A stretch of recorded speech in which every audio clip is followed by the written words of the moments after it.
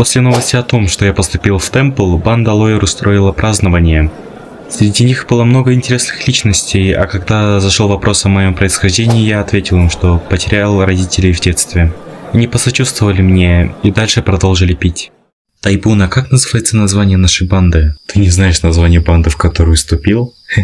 Дурачок, запомни хорошенько. Банда Ротари. И тут пришла Лойер. Вы идиоты, кому в голову пришла идея напоить его? Пойдем. Наконец, оставшись наедине, он задал ей вопрос, не дававший ему покоя. В банде Ротари находится 200 человек, и даже если допустить, что каждый из них продал как минимум по 5 конфет, в итоге получается всего лишь 10 серебряных. А этого не хватит даже для того, чтобы прокормить этих 200 человек, не говоря уже про спонсорство графа. Что ты от меня скрываешь? Как оказалось, банда Ротари занималась сбором информации и впоследствии продажей ее гильдии воров. У них не было другого выбора, ведь никуда и в другое место они устроиться не могут. А еще плюс в том, что если какой-нибудь бомж, от которого воняет перегаром, окажется в секретном месте, никто не подумает, что он занимается сбором информации. Скорее всего, они подумают, что он случайно сюда забрел, перебрав с выпивкой. И еще, молодой господин, возьмите. В отличие от церкви Гара, у меня нет никакой реликвии, чтобы передать ее. Единственное, что я могу вам дать, так это деньги. И еще, после поступления в Темпл можете забыть об этой банде, как о страшном сне. И желаю вам удачи. Возможно, так даже будет лучше. Пару дней спустя, как оказалось, меня взяли в качестве ученика королевского класса. В учебном заведении Темпл элитными классами считается лишь два. Это класс Арбиз и королевский класс. И у каждого из этих классов есть свои подклассы, класс А и Б.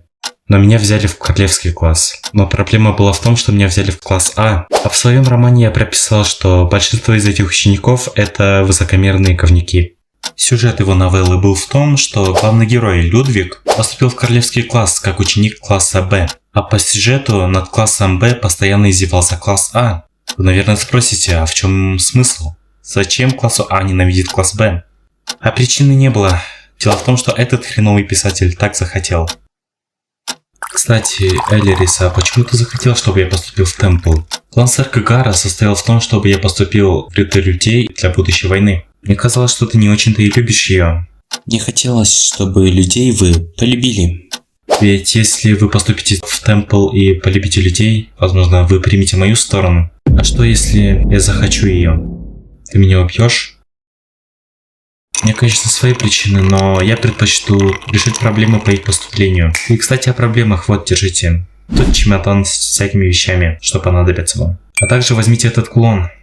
Как вы помните, я являюсь вампиром Семи Ночей, вторником. И у каждого из лордов есть свой артефакт. Этот артефакт дает вам возможность использовать магию огня, даже если вы в ней вообще не разбираетесь. Не хотите попробовать?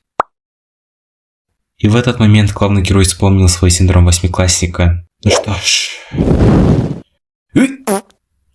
И это все? Мощность атаки зависит от вашей маны. Так как у вас мало маны, это ваш максимум. Также эта магия усиливает ваши эмоции. Тогда какая у тебя будет мощность? Если мне использовать этот артефакт, то, думаю, как минимум торговый район Алигара я уничтожу одной атакой. И как вообще Царство Демонов проиграло?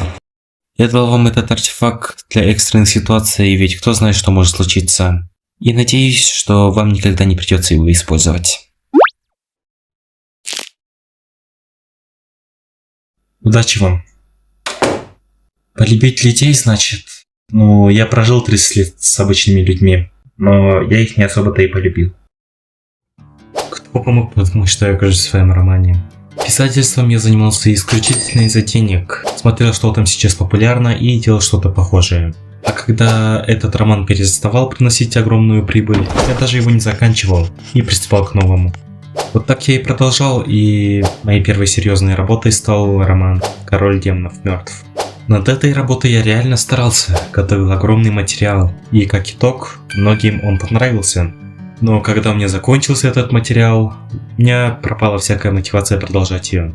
Но у меня в голове засела мысль, что я обязательно должен его закончить, но я не понимал как, и поэтому решил идти простым путем. В середине романа я просто написал, что открылись врата, из которых хлынули чудовища из других миров, что пришли уничтожить этот мир. Как итог, В итоге все человечество вымерло. Читателям это явно не понравилось, ведь они пол романа читали про то, как главный герой развивается, получает силы, приобретает знакомства. В итоге, через 100 глав, они все умерли. И это произойдет через 2 года. Почему я такой тупой? До конца света осталось всего лишь 2 года. Герой смерти мне сказала, что дабы попасть в рай, мне нужно прожить до конца своей истории. Самый простой способ это послать всех и отправиться в какой-нибудь необитаемый остров, где меня никто не тронет. Но... Нет, люди не должны страдать из-за моего идиотизма. Так что мне либо нужно стать достаточно сильным, чтобы победить всех монстров, либо воспользоваться функцией пересмотра. А для этого мне нужно много очков достижений, так что... Все-таки придется отправляться в Темпл. И честно сказать, это место оказалось гораздо более масштабным и вдохновляющим, чем я ожидал. Поэтому я встал у ворот с открытым ртом, как деревенщина, что впервые вышел в город. Из-за всего этого на территории Темпла проживает около 100 тысяч человек. Сюда входят все ученики и персонал, также преподаватели. Также у каждого класса есть свои общежития. Из-за масштабов Темпла, внутри Темпла есть свой монопоезд, который не граничит с линиями столицы. А вот и общежитие королевского класса. Только общежитие королевского класса это огромное 7-этажное здание, где на первом этаже живут первогодки, на втором второгодки и так далее вплоть до 6-го этажа. А 7-й этаж предназначен для клубов. И неважно какой этаж, класс А живет слева, а класс Б справа. При входе меня встретила президент Королевского совета Церера ван Оуэн, что помогла мне найти мою комнату. Кстати, не забудь, через время вас соберут в главный зал для приветственной встречи. Спасибо. С ней лучше иметь хорошие отношения. Комната моя оказалась огромной, но интерьер более простым, чем я предполагал. Но так, наверное, это же лучше. Простота придает некого уюта. И раз уж у меня есть время, то, думаю, стоит записать все, что я помню из своей книги. Первокурсники, пожалуйста, соберитесь в главном зале. Уже время? Да, хоть я и записал про них всю информацию, которую помнил, я не могу понять, кто из них кто. И я еще представлю, что меня ждет в ближайшее время. Это ты тот самый бесталантный хлюпик. Как ты вообще смог попасть в королевский класс? Эх. Но что странно, почему старшие спустились, чтобы посмотреть на нас? В моем романе такого не было. Ну вот опять. Я и поступить сюда не успел, а уже сюжет изменился. Ученики королевского класса, пожалуйста, встаньте в порядке своего номера. И, пожалуй, наверное, начнем представление. А1. Бертус де Гардиас, принц Империи. Рад всех приветствовать.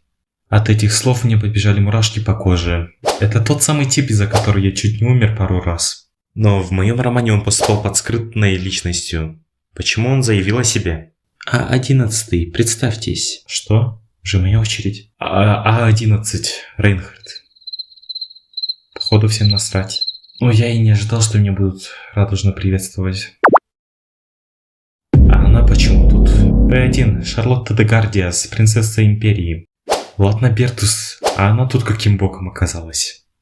А как принцесса поступила в Темпл, вы одним из первых можете узнать в моем телеграм-канале. Еще прошу прощения за то, что 4-я часть выходила так долго. Дело в том, что я, дебил, случайно удалил половину или может быть даже чуть больше. Из-за этого мне пришлось заново все монтировать. Я постараюсь, чтобы 5-я часть вышла гораздо быстрее.